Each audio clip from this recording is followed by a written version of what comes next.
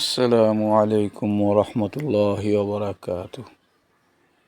1 মিনিটের ভাবনা একটু সময় হবে কি?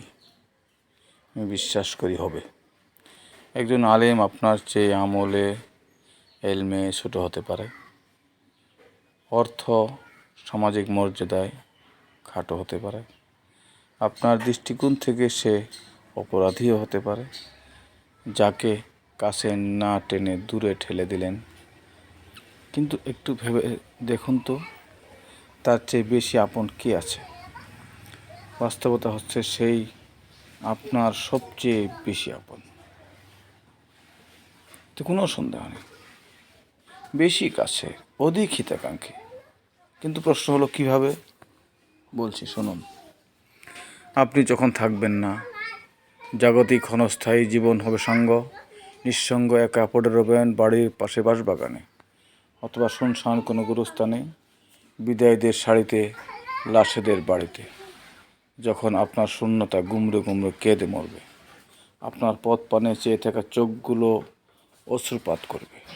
কে আপনার শূন্যস্থান পূরণ করবে? কে হবে আপনার স্থলাভিষিক্ত? ওই চিরচেনা জায়নামাজে কে দাঁড়াবে? আপনার অধ্যাপনার কাজ কে এগিয়ে নেবে?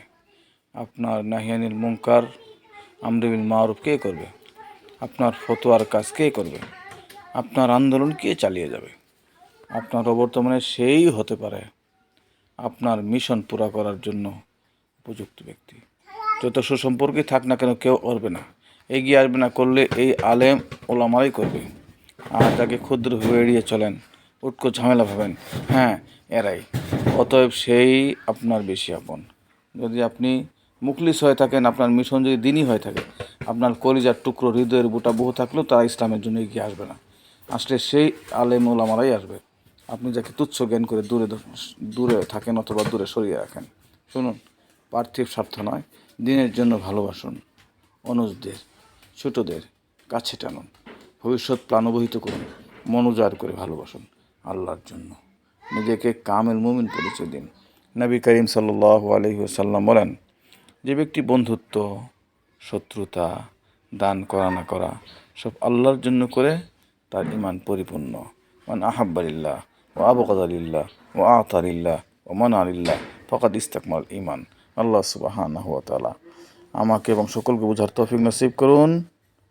আমিন ইয়া রাব্বাল